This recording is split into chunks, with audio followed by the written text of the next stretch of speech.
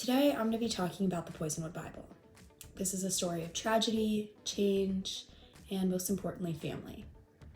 It highlights the beauty of culture, the harm of imperialism, especially during the Belgian settlement of the Congo, and it is told through the eyes of a wife and her 4 daughters. Now I introduce you to the Price family. First, we have Nathan.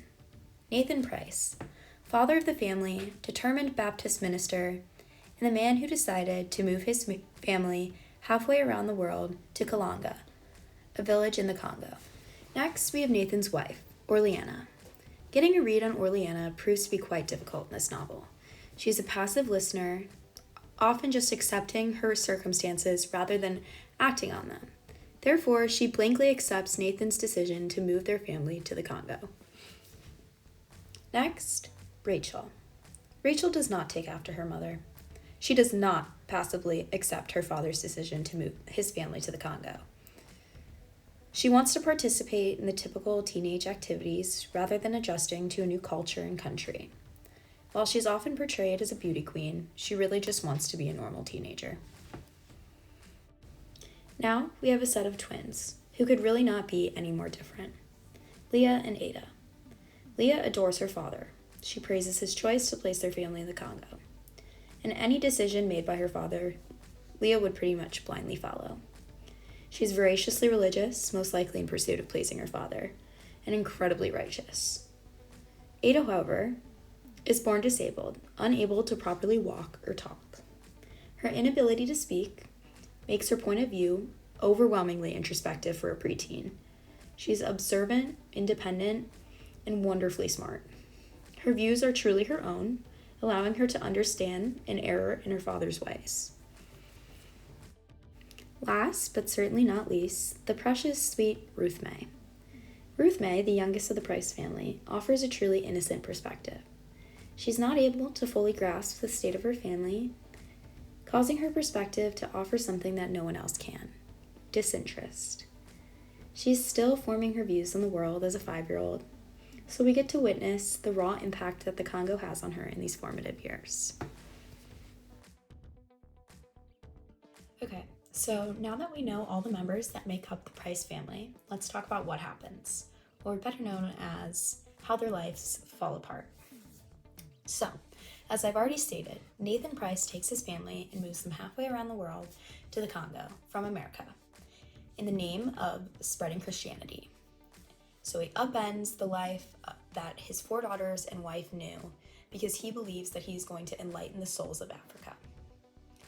He thinks he's doing the right thing, but his daughters and his wife understand the gravity of the situation before he can. The entire story is told through these 5 perspectives in almost a journal entry-like. Okay, now I'm going to divulge how it all went downhill, at least at first. Nathan's primary goal when arriving in Africa is to build a garden. He wants to show his new community the right way to garden. However, the garden does not bear any fruits or vegetables because the African soil is not suitable for the plants that he brought with him from home. This is the first sign that Nathan and his family might not be fit for African culture, also known as Strike 1. Next, Nathan Price wants to baptize people in the river next to the village. Mama Tataba, their housekeeper at the time, quits her job out of anger over this comment because a child died in the river the previous year due to a crocodile eating her. This is a perfect exemplification of Nathan thinking that he's doing something to benefit the society he's implemented himself in, but really bringing harm to the people of Kalanga. Strike 2. On top of all this, Nathan is hosting ministries every day to enlighten the African people, which are extremely unsuccessful, and he has to contact one of the only English speakers in the colony, Anatoly, to convince people to come. Strike 3. 3 strikes and you're out, right? Well, not for Nathan Price. He commits strike after strike, humiliating his family and bringing chaos to the once peaceful Kilangan village.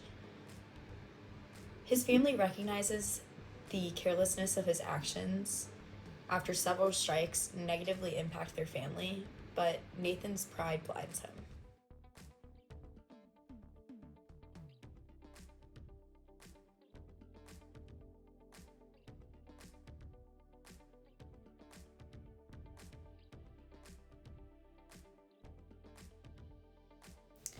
Around the time things are going absolutely atrociously for the Price family, it is announced that Belgian settlement is going to retreat from Africa.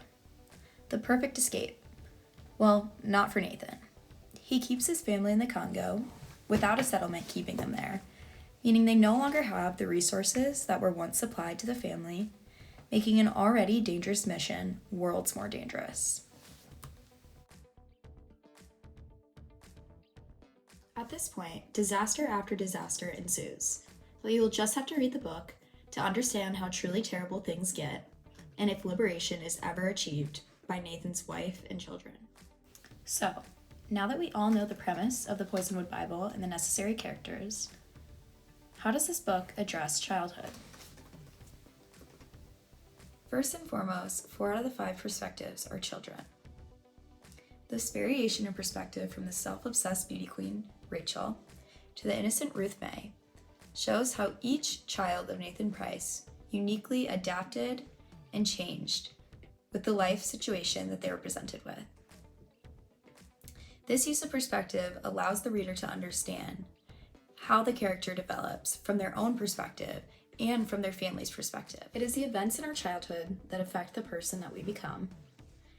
And through this use of perspective and seeing things truly from the point of view of the child, you're able to see how each event along the way, from the big events like moving a family from America to the Congo, to the little events like Ruth May seeing a bug for the first time in the Congo, you really see how each of these affects the child's development as we progress through the book. A really prime example of a child developing throughout this book and the reader being able to understand it through their own perspective is through Leah Price. Leah begins this book with a sincere admiration for her father. She thinks what he thinks, believes what he believes, and does what he does. She is passionate about the way that her father lives his life. It's one of the reasons that she is so religious at the beginning of the book, and it's also one of the reasons that she is so eager to go to the Congo. However, once she gets to the Congo, she's able to see for herself that her father is much less adaptable to the environment that she once thought he would be, much less able to protect his own family, and also much less well received than she once thought he would be by the villagers. And as she watches these things take place, she's able to decide for herself that maybe her father isn't the person that she once thought he was. And through this realization, she really comes into her own character. And so it's through this almost humiliation of her father and these events that take place that skew her perceived reality that Leah is able to become a child that was completely obsessed with the way in which her father carried out his life to her own character. This change in Leah is really exemplified by a once positive attitude before leaving for the Congo and at the beginning of staying in the Congo to quotes such as, "This has been a whole terrible time, from the beginning of the drought that has left so many without food, and then the night of the ants, and now the worst tragedy of all. And God doesn't need to punish us. He just grants us a long enough life to punish ourselves." So why should you read this book? Well, if you're looking for a book where you put it down and you're immediately satisfied and you feel like you never have to think about it again, then the Poisonwood Bible is not the book for you. I read this book over a year ago and I still think about it pretty much on a weekly basis. You're going to think about why Nathan Price put his family in so many harmful situations. And along with that, you're going to think a lot about the role of masculinity in society. You're going to think more about Belgian settlement than you ever have in your life and you ever thought you would. And you're going to think about the role of women in the family. Along with that, you're going to think about what it means to be a child and if it's fair that a child must follow every command of their parent. This is not a poolside read. If you don't want to analyze, if you don't want to critically think about what's being put in front of you, then I don't know if this is the book for you. But if you want a book that really allows you to think outside the box and see things from a perspective so entirely different from your own, 5 perspectives different from your own, then the Poisonwood Bible is the book for you.